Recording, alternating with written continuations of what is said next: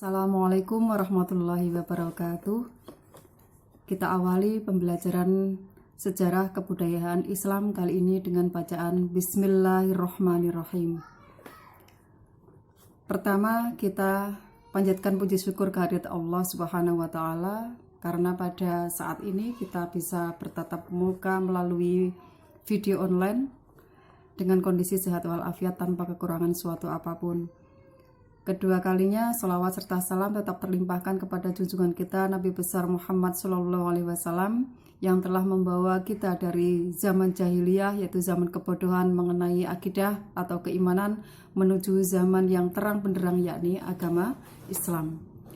Untuk anak-anak sekalian, khususnya untuk kelas 8 semester ganjil, ini saya akan membacakan mengenai materi apa saja yang akan kita pelajari di semester ganjil. Yang pertama adalah mengenai sejarah berdirinya Daulah Abbasiyah. Yang kedua, perkembangan peradaban Islam pada masa Daulah Abbasiyah. Yang ketiga, tokoh ilmuwan Muslim dalam bidang kedokteran, bidang filsafat, dan bidang astronomi. Yang keempat, ulama penyusun kutubus sittah, 4 imam mazhab, ahli fikih, dan ahli tafsir. Itu yang akan kita pelajari di semester ganjil. Nah, untuk bahan ajar, yaitu kita pergunakan dari buku digital maupun buku cetak dari perpustakaan, buku SKI atau Sejarah Kebudayaan Islam kelas 8. Anak-anak bisa juga dengan menggunakan tambahan materi dari buku-buku yang lain atau bisa juga browsing, yang penting sesuai dengan materi yang kita pelajari, ya. Untuk pertemuan yang pertama ini kita bahas, ya, untuk bab yang pertama, yaitu Daulah Abbasiyah membangun peradaban Islam. Di situ anak-anak bisa lihat ada peta konsep. Ya, apa isi dari peta konsep itu? Yaitu yang pertama adalah ini Daulah Abbasiyah. Dari peta konsep di atas yang pertama adalah terbentuknya Daulah Abbasiyah. Kemudian peradaban Islam masa Daulah Abbasiyah. Dari terbentuknya Daulah Abbasiyah itu terdapat 2 faktor, yaitu faktor penyebab berdirinya Daulah Abbasiyah, kemudian yang kedua faktor pendukung berdirinya Daulah Abbasiyah. Kemudian untuk peradaban Islam masa Daulah Abbasiyah itu ada subbabnya, yaitu Khalifah Besar Daulah Abbasiyah, kemudian prestasi Daulah Abbasiyah membangun peradaban Islam pada masa itu. Nah, ini adalah dari peta konsep. Dari situ, kemudian di sini akan kita bahas, yaitu yang pertama, sejarah berdirinya Daulah Abbasiyah. Ada gambar di situ, yaitu mengenai gambar seseorang yang mengajak masyarakat, ya. Akan kita jelaskan di sini. Keluarga atau keturunan keluarga Nabi Muhammad ini, Muhammad bin Ali mengajak masyarakat untuk mendukung gerakannya, dan dia mengatasnamakan keluarga Nabi Muhammad. Dari sini pasti ada pertanyaan nanti, apa maksudnya ini, ya. Terus kemudian gambar yang kedua, di situ ada gambar juga Abu Muslim Al-Khurasani berhasil, ya, meramu gerakan sehingga masyarakat mendukung untuk menggulingkan dinasti Umayyah. Jadi mendukung gerakannya. Nah, siapa Abu Muslim Al-Khurasani, siapa Muhammad bin Ali, itu akan kita bahas berikutnya, ya. Dari situ pasti akan menimbulkan pertanyaan. Ini gerakan apa, ya? Kemudian mengapa ada gerakan ini? Nah, itu yang akan kita bahas di sini. Nah, karena yang kita bahas adalah sejarah berdirinya Daulah Abbasiyah, maka pasti ada faktor-faktor yang mendukung dari berdirinya Daulah Abbasiyah. Ya. Dari berdirinya Daulah Abbasiyah itu tidak lepas dari dinasti Umayyah. Jadi kalau anak-anak di kelas 7 semester 1 itu mempelajari mengenai pemerintahan Khulafaur Rasyidin, yaitu pemerintahan setelah Rasulullah Shallallahu Alaihi Wasallam wafat, kemudian dilanjutkan oleh Khulafaur Rasyidin. Ada 4 sahabat Rasulullah, yaitu mulai Abu Bakar, Umar, Utsman, dan Ali bin Abi Thalib. Kemudian setelah pemerintahan Khulafaur Rasyidin, pemerintahan Islam jatuh ke tangan dinasti Umayyah. Nah, setelah dinasti Umayyah ini runtuh, nah maka berdirilah dinasti atau Daulah Abbasiyah. Mengapa dinasti Umayyah itu sampai runtuh? Nah, ini akan kita pelajari. Faktor apa saja yang mendukung dari berdirinya dinasti atau Daulah Abbasiyah ini. Faktor pendukungnya yang pertama adalah adanya perpecahan internal keluarga dinasti Umayyah dan kekisruhan politik dalam negeri. Jadi di dalam pemerintahan dinasti Umayyah, keluarga dari khalifah itu terjadi perpecahan, ya, yaitu perebutan kekuasaan, ya, perebutan harta, kemudian kekisruhan politik dalam negerinya, ya. Itu yang membuat salah satu faktor yang bisa meruntuhkan dinasti Umayyah. Kemudian yang kedua, munculnya gerakan perlawanan, yaitu dari kaum Mawali. Siapakah kaum Mawali itu? Kaum Mawali itu adalah sebutan dari orang-orang Muslim non-Arab yang nasibnya tergantung kepada majikan. Jadi semua nasibnya orang-orang ini, orang Muslim non-Arab ini, semua harus mengikuti perintah dari pemerintah dinasti Umayyah. Semua serba dibatasi, tidak sama dengan orang yang asli orang Arab. Bisa dipahami anak-anak? Ya, jadi Mawali itu artinya tertindas. Jadi kaum Mawali itu kaum yang tertindas, ya. Kaum yang tertindas, yaitu kaum yang tertindas dari nasibnya. Itu adalah siapa yang menjadi kaum Mawali pada masa dinasti Umayyah, yaitu orang-orang Muslim non-Arab. Artinya orang pendatang, orang Islam tapi pendatang. Jadi menetap di Arab tapi mereka adalah bukan asli keturunan Arab. Kemudian selain itu, yaitu gerakan dari keluarga Dahak bin Ois As-Syaibani. Kemudian ada lagi dari golongan Syiah. Siapa golongan Syiah? Golongan Syiah adalah golongan yang mendukung dari gerakan atau keluarga Ali bin Abi Thalib. Jadi mereka sangat mendukung keluarga Ali bin Abi Thalib. Kenapa? Dari golongan Syiah ini ingin mengadakan gerakan, mereka merasa bahwa mereka yang lebih berhak menduduki kekhalifahan daripada dinasti Umayyah karena mereka lebih dekat dengan keturunan Rasulullah. Itu menurut mereka. Karena mereka adalah keturunan dari Ali bin Abi Thalib. Yang ketiga, faktor pendukung berdirinya Daulah Abbasiyah yaitu perpecahan kelompok suku Arab Utara dan suku Arab Selatan.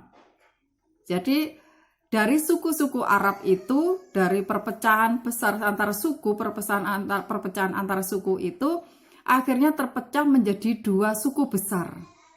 Dan mereka saling mendukung. Jadi ada terpecah suku Arab Selatan, suku Arab Utara. Nah, kedua belah suku besar ini selalu mengadakan atau selalu berselisih, berperang di antara mereka, tidak pernah rukun, ya. Sedangkan dari pemerintahan dinasti Umayyah bukannya melerai dari perpecahan mereka, tapi justru mendukung dari salah satunya. Itu yang membuat perpecahan itu tidak bisa diselesaikan, justru menjadi semakin memuncak, ya. Kemudian yang keempat, kekecewaan para ulama Muslim kepada Marwan bin Muhammad atau khalifah terakhir dari dinasti Umayyah. Mengapa para ulama kecewa kepada khalifah Marwan bin Muhammad? Karena dianggap bahwa khalifah Marwan bin Muhammad tidak bisa menjadi pimpinan atau negarawan yang baik. Karena apa? Dari keluarga khalifah itu banyak perilakunya yang menyeleweng dari ajaran Islam. Karena apa? Mereka banyak terpengaruh oleh pola hidup mewah yang dibawa oleh para bangsawan Bizantium. Jadi karena apa? Di Damaskus itu dulu adalah bekasnya pemerintahan Bizantium, ya. Dan mereka beragama Kristen nanti dulu ya. Jadi kalau di dalam Islam itu kan apa anak-anak, jadi minuman keras, berjudi itu kan diharamkan. Nah, karena pengaruh mereka, makanya para khalifah dan keluarganya perilakunya semakin jauh dari ajaran Islam. Nah, itulah dari ulama memandang bahwa bagaimana seorang pimpinan bisa memimpin negaranya apabila mereka sibuk dengan kesenangannya sendiri, sibuk dengan kemewahannya sendiri, sibuk dengan pestariannya sendiri. Nah, dengan adanya pola hidup yang mewah, super mewah ya, di glamor, kemudian suka berpestaria, itu pasti menimbulkan kekacauan. Kenapa? Pasti dari mereka akan timbul namanya yang korupsi, ada koruptor. Jadi semua pejabat-pejabat banyak yang melakukan korupsi karena apa? Tidak terkendalinya pemerintahan dengan baik. Jadi dari situ membuat peluang untuk para pejabat membuat laporan-laporan palsu. Akhirnya terjadi banyak koruptor itu ya, termasuk pada keluarga khalifah dan para pejabatnya dari dinasti Umayyah. Kemudian yang kelima yaitu wafatnya Khalifah Marwan bin Muhammad di peperangan di Sungai Zabhulu atau Irak ya. Itu tahun 132 Hijriah atau 750 Masehi, karena terjadi peperangan besar antara pendukung daulah atau dinasti Abbasiyah atau keturunan Bani Abbas melawan dengan pemerintahan dinasti Umayyah. Nah, itu antara lain faktor pendukung dari berdirinya daulah Abbasiyah ya. Nah, bagaimana proses berdirinya daulah Abbasiyah? Nah, ini kalau itu tadi faktor pendukungnya ya, maka atau penyebab-penyebabnya ya, penyebab dari berdirinya daulah Abbasiyah. Nah, ini maka bagaimana proses berdirinya daulah Abbasiyah? Ini yang akan kita bahas ya. Proses berdirinya daulah Abbasiyah. Nah, daulah Abbasiyah itu berdiri tahun 750 Masehi sampai 1258 Masehi atau 550 tahun, yang berpusat di Baghdad, Irak sebagai ibu kota. Nah, wilayah daulah Abbasiyah selama dalam pemerintahannya yaitu meliputi Asia Barat, Asia Selatan, Afrika Utara hingga Eropa. Nah, itu sudah berapa abad yang lalu ya. Itu pemerintahan Islam sangat besar ya. Nah, dari daulah Abbasiyah ini berdirinya bagaimana? Yaitu berawal dari Ali bin Abdullah, yaitu sepupu Rasulullah Shallallahu Alaihi Wasallam. Dia merasa paling berhak setelah Khulafaur Rasyidin ya. Setelah Khulafaur Rasyidin, jadi Ali bin Abdullah itu merasa paling berhak untuk menduduki kekhalifahan. Jadi terus apa yang dilakukan? Maka Ali bin Abdullah ini mengadakan gerakan propaganda. Apa gerakan propaganda itu? Gerakan propaganda adalah merekrut atau mengajak masyarakat atau mengadakan gerakan merekrut dari gerakan-gerakan kelompok-kelompok yang berbeda-beda agar memiliki satu tujuan yang sama. Jadi propaganda itu merekrut dari beberapa kelompok masyarakat dari kelompok yang berbeda, memiliki alasan yang berbeda pula untuk memiliki satu tujuan yang sama, yaitu menggulingkan pemerintahan dinasti Umayyah. Nah, itu yang tujuannya dari Ali bin Abdullah ya. Dan ketika beliau mengadakan gerakan itu mengatasnamakan Bani Hashim. Mengapa mengatasnamakan Bani Hashim? Bani Hashim adalah keturunan dari Nabi Muhammad. Jadi silsilahnya Bani Hashim, termasuk Rasulullah adalah keturunan dari Bani Hashim. Nah, dari situ akhirnya apa? Sebelum gerakan itu berhasil, nah, Ali bin Abdullah wafat pada tahun 124 Hijriah atau 742 Masehi. Setelah beliau wafat, dilanjutkan oleh putranya yang bernama Muhammad bin Ali bin Abdullah. Ya. Ini bukan Nabi Muhammad ya, tapi Muhammad bin Ali ya. Bukan Ali bin Abi Thalib, tapi Ali bin Abdullah ya. Nah, dari Muhammad bin Ali ini melanjutkan gerakan ayahnya. Beliau menjadikan Kufah dan Khurasan, ya, kota Kufah dan kota Khurasan sebagai basis gerakan anti dinasti Umayyah. Dan didukung oleh Abu Muslim al-Khurasani. Bisa dipahami? Muhammad bin Ali melanjutkan gerakan dari Ali bin Abdullah, yaitu membentuk kota Kufah dan Khurasan menjadi basis gerakan anti dinasti Umayyah. Gerakannya didukung oleh Abu Muslim al-Khurasani. Beliau menjadi panglima perang dari gerakan Daulah Abbasiyah dalam menggulingkan dinasti Umayyah, yaitu Abu Muslim al-Khurasani.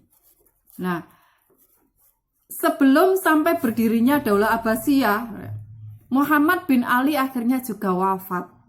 Wafat tahun 127 Hijriah atau 745 Masehi. Nah, gerakannya ini dilanjutkan oleh putranya, yaitu Ibrahim bin Muhammad. Ya. Ibrahim bin Muhammad atau biasa dipanggil Ibrahim al-Imam. Itu Ibrahim bin Muhammad, ya. Nah, gerakan dari Ibrahim bin Muhammad ini mendapat sorotan yang sangat ketat dari Marwan bin Muhammad. Gerakannya selalu diawasi, akhirnya ketahuan akan gerakan Ibrahim bin Muhammad. Dan beliau akhirnya ditangkap, kemudian wafat dalam pengasingan. Dari wafatnya Ibrahim bin Muhammad ini, akhirnya dilanjutkan oleh saudaranya, yaitu yang bernama siapa? Abu Abbas as-Sofah. Ya, Abu Abbas as-Sofah atau Abdullah bin Muhammad bin Ali. Abdullah bin Muhammad bin Ali, ya, atau Abu Abbas as-Sofah itu, ya. Kemudian dari gerakan Abu Abbas as-Sofah itu dilanjutkan oleh didukung atau dibantu oleh Abu Muslim al-Khurasani dan Abu Ja'far al-Mansur, ya, menghadapi atau serangan atau bersama-sama menyerang dinasti Umayyah. Nah, kemudian gerakan mereka menguasai kota-kota dan termasuk mengepung Damaskus, yang akhirnya Marwan bin Muhammad itu lari ke Yordania dan Palestina, ya, akhirnya tertangkap di Fustat, Mesir, dan akhirnya wafat di sana. Jadi mati dalam medan perang atau dibunuh, karena ditangkap kemudian dibunuh. Nah, dari situlah dari terjadinya peperangan besar antara keturunan Bani Abbas yang didukung oleh Abu Muslim Al-Khurasani, oleh Abu Ja'far Al-Mansur. Gerakan itu kemudian didukung oleh berbagai kelompok yang mendukungnya, maka terjadilah peperangan besar itu dan dimenangkan oleh pihak Bani Abbas.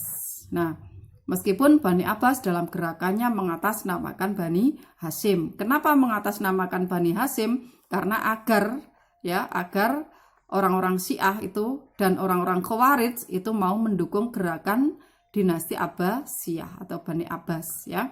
Dengan peperangan besar ini dan berakhirnya Marwan bin Muhammad itu wafat, akhirnya apa anak?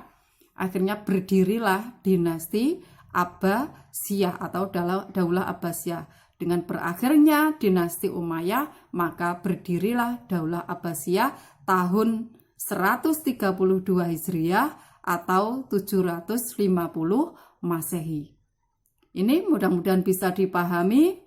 Kita akhiri sampai di sini. Kalau ada pertanyaan bisa ditanyakan di WhatsApp atau di bawah dari channel YouTube ini. Nanti bisa kita bahas bersama. Kita akhiri. Alhamdulillahirabbil alamin. Wassalamualaikum warahmatullahi wabarakatuh.